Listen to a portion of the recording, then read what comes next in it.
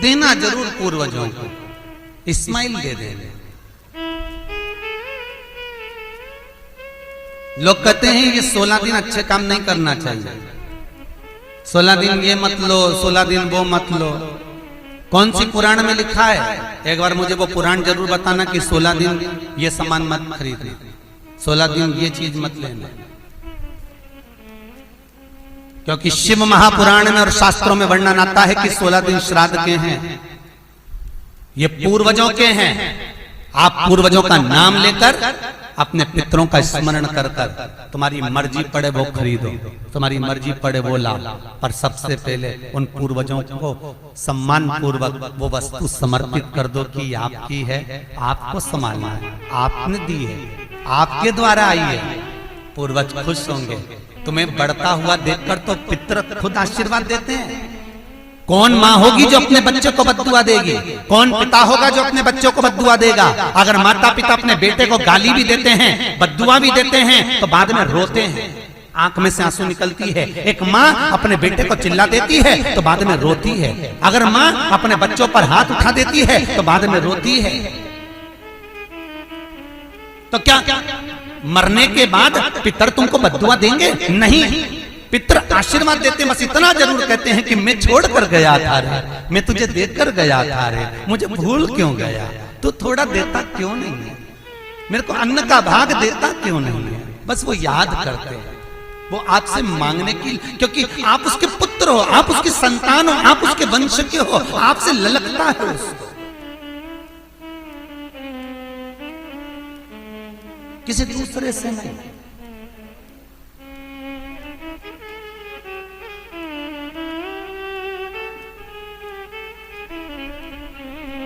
प्रेम दीजिए।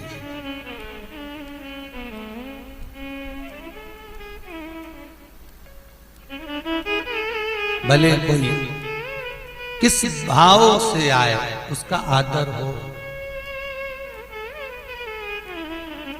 उसका सम्मान।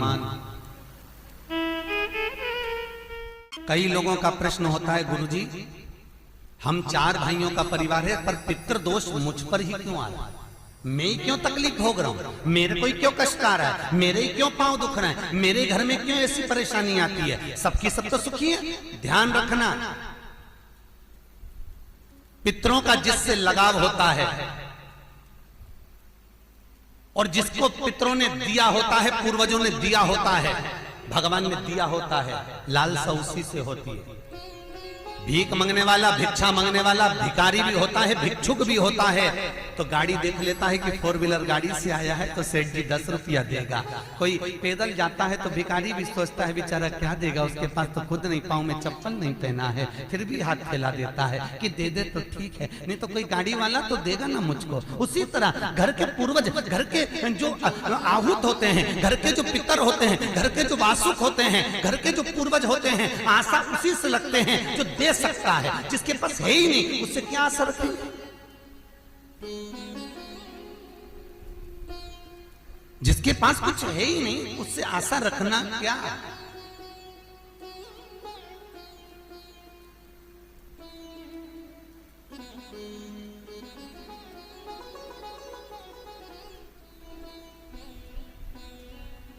कई लोग कहते हैं गुरुजी हमारे पास देने के लिए कुछ भी नहीं, हम हमारे पूर्वजों को क्या? मत दो ना, इस्माइल तो दे सकते हो। जिस दिन तुम्हारे पूर्वजों का श्राद्ध है, तुम्हारे पास में खिलाने के लिए अन्न नहीं है, तुम्हारे पास देने के लिए दान नहीं है, तुम ब्राह्मण को घर में नहीं बुला सकते, कोरोना महामारी चल रही है, तुम कुछ भी नहीं दे सकते, तुम्हारे पास देने के लिए वस्त्र नहीं, आभूषण नहीं, कुछ भी नहीं, मत दो।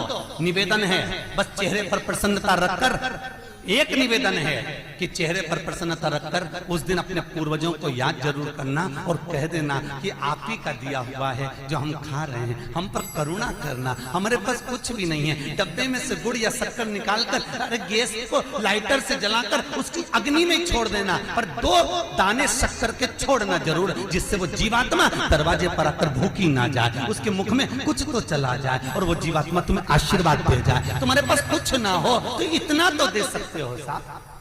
स्माइल तो दे सकते हो, प्रसन्नता तो दे सकते हो, मीठी वाणी तो दे सकते हो, अपने पूर्वजों को याद तो कर सकते हो, अपने इष्ट को याद तो कर सकते हो, जिसने दिया है उसका गुणगान तो गा सकते हो।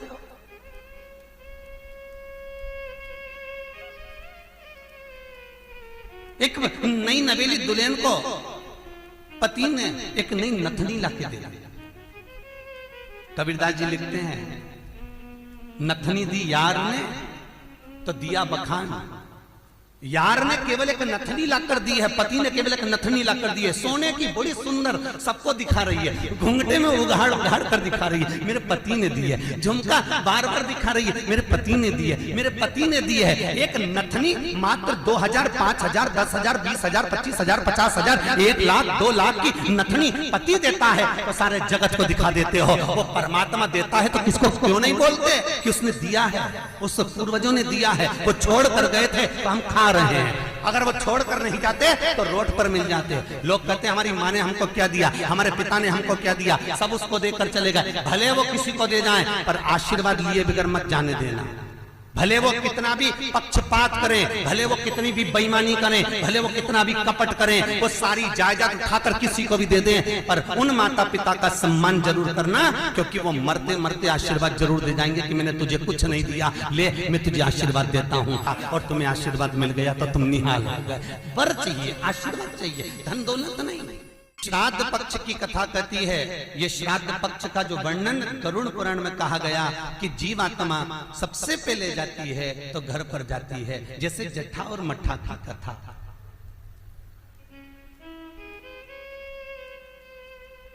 दो भाई हैं, जट्ठा और मट्ठा, दोनों साथ में रहते थे, पर इनकी जो धर्म पत्नियां थीं आपस में कुछ भेदभाव हो गया, दोनों अलग अलग हो गए। जट्ठा बहुत धनपति था, मट्ठा थोड़ा सा गरीब था, दोनों अलग अलग रहे। जट्ठा का बिजनेस अच्छा चलता है, जट्ठा का धन बहुत सारा है, संपदा बहुत सारी है, क्योंकि माता पिता का सारा धन जट्ठा ने अपने कब्जे में रख रखा था। सारे माता पिता की जितनी प्रॉपर्टी थी, जितना वैभव था, जितनी सत्ता थी, जट्ठा ने अपने कब्जे में रख ली थी। और मट्ठा ऐसे ही बेचारा सहज भाव का, भोला भंडारी, सरलता का भाव वाला चल दिया, अपना बोरी बिस्तर उठाया, अपनी पत्नी के साथ, बच्चों के साथ चले गए।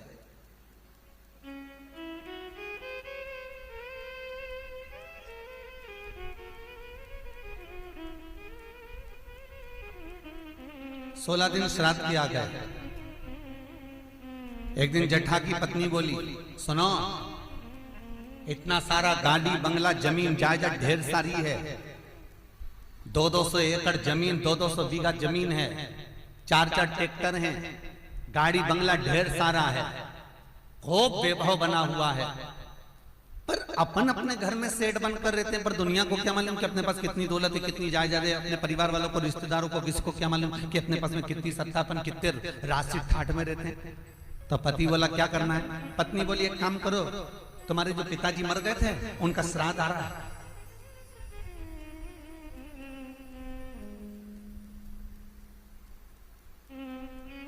तुम्हारे जो पिता चले गए थे उनका श्राद्ध आ रहा है,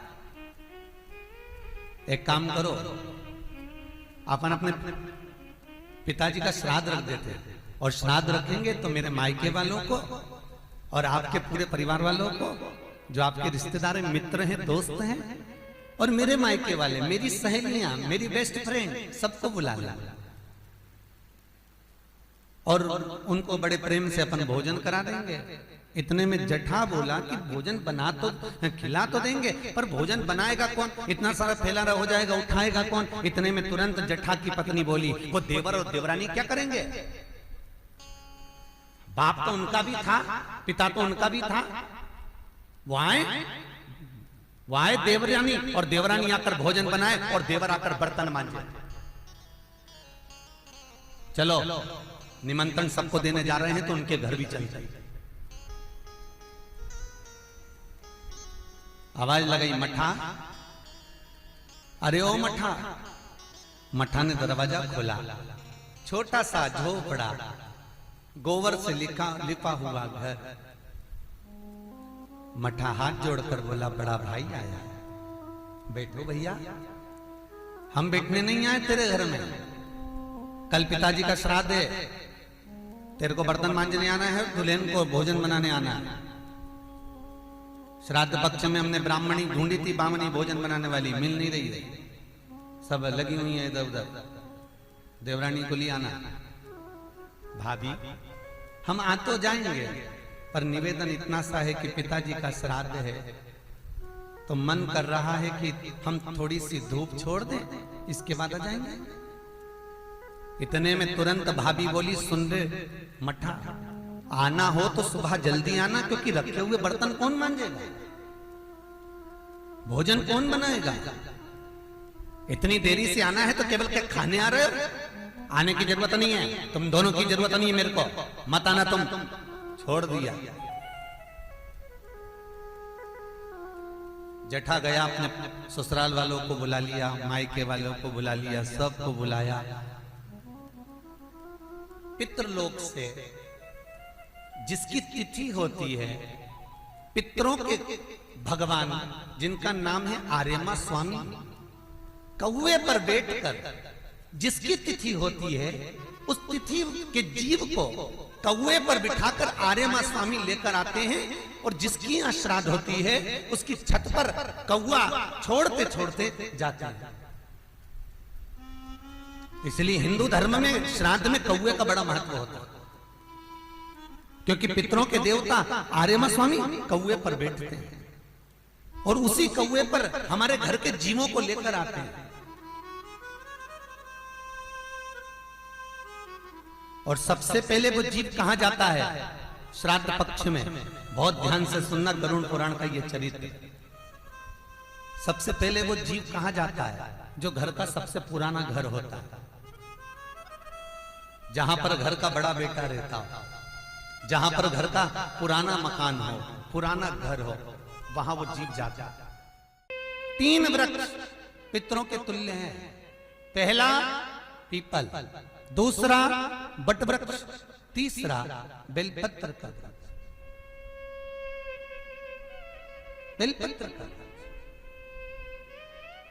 कभी अनायास श्राद्ध पक्ष में आप कुछ भी ना कर पाए, कुछ भी ना कर सकते हो, तो एक पत्ते के ऊपर कोई सा भी पत्ता ले लो, चाहे पान का ले हो, कोई पीपल का ले हो, कोई भी पत्ते के ऊपर एक पुड़ी, थोड़ा मीठा थोड़ा नमकीन रखकर अपनी कामना कर कर अपने पूर्वजों के लिए इन 3 वृक्ष के नीचे 16 श्राद्ध में किसी भी एक दिन आपको भोजन को रखकर आ जाइए। अपनी कामना कर कर सुख का अनुभव होगा, पितरों को शांति मिलेगी। एक जट्ठा और मट्ठा की कथा हमने पहले कही है, वो भी हमारे पेज पे डली हुई है, आप उस पे से निकाल कर सुनना।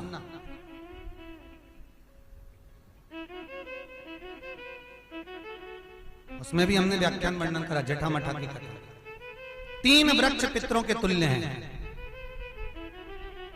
3 पक्षी पितरों के तुल्य हैं, कौवा, हंस और गरुड़।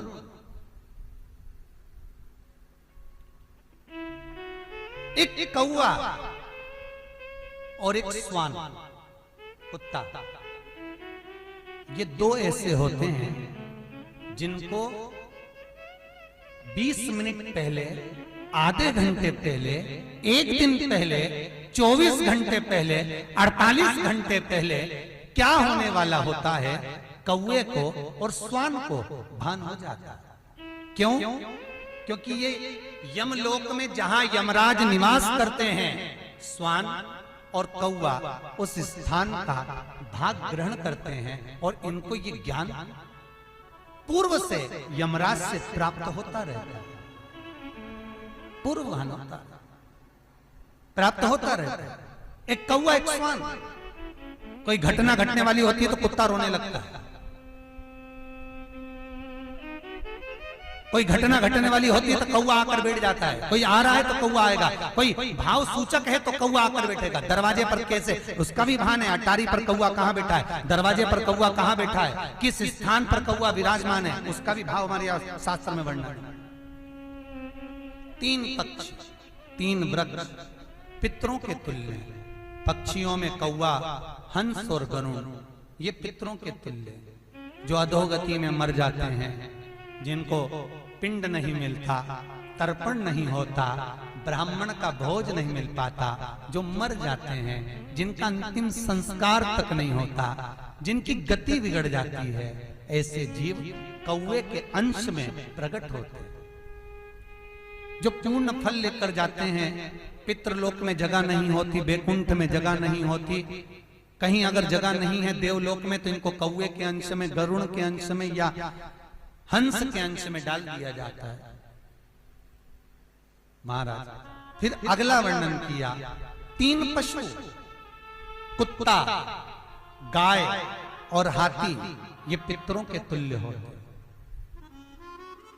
शिव महापुराण की कथा कहती है, अगर श्राद्ध पक्ष में गया नहीं जा सकते, तो गाय के मुख में गयासुर ने वर दिया था कि गाय के मुख में अगर कोई गया नहीं आ पाएगा, तो गयासुर 16 दिन गाय के मुख में निवास करेगा। और गाय के मुख में श्राद्ध के समय पर अगर कोई रोटी देगा, श्राद्ध के समय पर जो भाग देगा, उसको गया जी में पिंड करने का पुण्य फल प्राप्त होगा। ये गयासुर का वर गौ माता के लिए था। तो गाय के मुख में 16 दिन तक गया क्षेत्र का पिंड का भाग प्राप्त होगा। कुत्ता, गाय और हाथी। स्वान को रोटी क्यों देते हैं? क्योंकि स्वान पितरों को अपना भाग प्रदान कर देता। स्वान रखता नहीं है, चुका देता। फिर 3 जलचर है महाराज, जो पितरों के तुल्य हैं, मछली, कछुआ और नाग।